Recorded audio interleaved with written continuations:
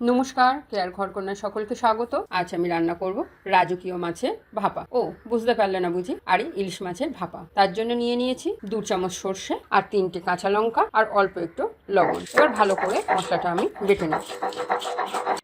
মশলাটা বাটা হয়ে গেছে। এবার এদিকে মাছ নিয়ে নিয়েছি, মাছে লবণ হলুদ মাখিয়ে নিয়েছি। আর এখানে নিয়ে নিয়েছি একটা টিফিন কোটো, তার মধ্যে দিয়ে দিলাম বেশ খানিকটা সর্ষের তেল। মোটামুটি 1.5 চামচ মতো সর্ষের তেল আমি এর মধ্যে দিয়ে দিয়েছি। এবার এর মধ্যে মাছগুলো এক এক করে দিয়ে দেবো। আজকে রান্নাটা কিন্তু আমার খুব তাড়াহুড়ো করে করতে হবে, আজ আমার দেরি হয়ে গেছে, ওই জন্য ভাপাটাই হলো খুব তাড়াতাড়ির এক প্রসেস। এবার সর্ষে বাটা দিয়ে ভালো করে মাছের গায়ে মাখিয়ে নেবো।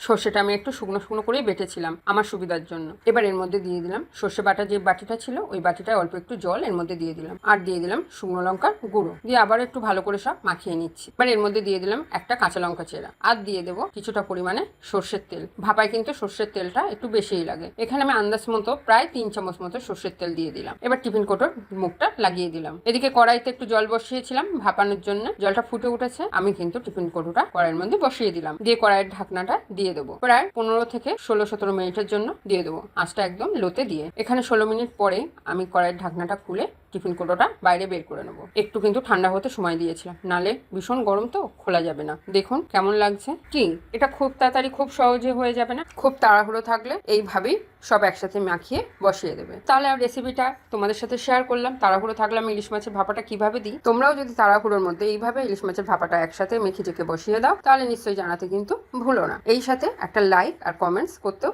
ভুলো না। আমার চ্যানেলটি সাবস্ক্রাইব করে নিতে কিন্তু ভুলবেন না। তাহলে আজ এই পর্যন্তই থাক, আবার দেখা হবে নতুন কোনো এক রান্নার রেসিপি সঙ্গে নিয়ে।